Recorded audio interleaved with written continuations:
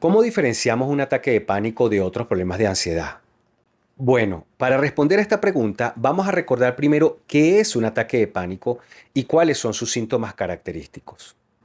Un ataque de pánico es la aparición súbita de miedo intenso, de malestar intenso, que alcanza su máxima expresión en minutos y durante este tiempo se producen cuatro o más de los siguientes síntomas: palpitaciones, golpeteo del corazón o aceleración de la frecuencia cardíaca, sudoración, temblor o sacudidas, sensación de dificultad para respirar o de asfixia, sensación de ahogo, dolor o molestias en el tórax, náuseas o malestar abdominal, sensación de mareo, inestabilidad, aturdimiento, desmayo, escalofríos o sensaciones de calor, parestesia, es decir, sensación de entumecimiento o de hormigueo, desrealización o despersonalización, miedo a perder el control o de volverse loco y miedo a morir.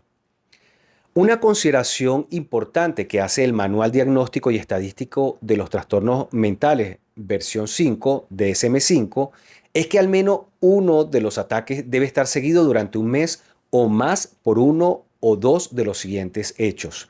Número uno, inquietud o preocupación continua acerca de la aparición de otros ataques de pánico o de sus consecuencias, por ejemplo, perder el control, tener un ataque del corazón, volverse loco, entre otros. Y dos, un cambio significativo de mala adaptación en el comportamiento relacionado con los ataques. Por ejemplo, incrementar los comportamientos destinados a evitar los ataques de pánico, la evitación del ejercicio como medio de activación física o las situaciones no familiares en donde la persona puede percibirse poco segura.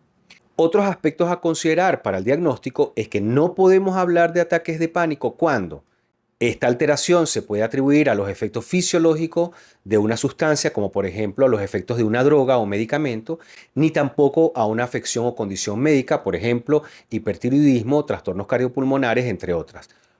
O cuando la alteración se explica mejor por otro tipo de trastorno mental.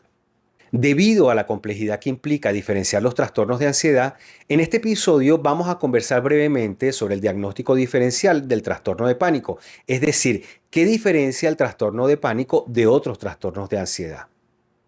El primero de ellos es el trastorno obsesivo compulsivo. La característica esencial de este trastorno es la presencia de pensamientos obsesivos o actos compulsivos de evitación para prevenir que se haga realidad el temor de la obsesión. Algunos ejemplos pueden ser miedo a ser contaminado por tocar objetos que otros han tocado, dudas de que se haya cerrado la puerta de la casa adecuadamente o estrés intenso cuando los objetos no están ordenados o posicionados de cierta manera. Sin embargo, este trastorno no implica la aparición súbita de ansiedad o de malestar intenso asociado a la idea de morir o volverse loco. Número 2. Ansiedad generalizada. Mientras que en el pánico se refiere a la preocupación por experimentar una crisis de angustia recurrente e inesperada, la ansiedad generalizada se caracteriza por una preocupación excesiva, poco realista y general por las circunstancias normales de la vida diaria. Por ejemplo, responsabilidades laborales, financieras, salud, familia, entre otras, que se prolongan más de 6 meses. Número 3. Fobias específicas. Este tipo de fobia se caracteriza por un miedo o ansiedad intensa hacia un objeto o situación específica, como por ejemplo volar, alturas, animales, administración de una inyección o ver sangre. En el caso del pánico, el temor está más asociado a las sensaciones físicas, al miedo de experimentar otro episodio y sus consecuencias, como por ejemplo perder el control, tener un ataque del corazón y volverse loco, y no necesariamente a un objeto o situación externa específica. Número 4. Fobia social. A diferencia del pánico, en la fobia social las personas tienen temores asociados a la valoración negativa que puedan hacer otras personas, lo que lleva a una evitación de las situaciones sociales. Estas situaciones podrían ser, por ejemplo, mantener una conversación, reunirse con personas extrañas, ser observado o actuar delante de otras personas. Número 5. Estrés postraumático.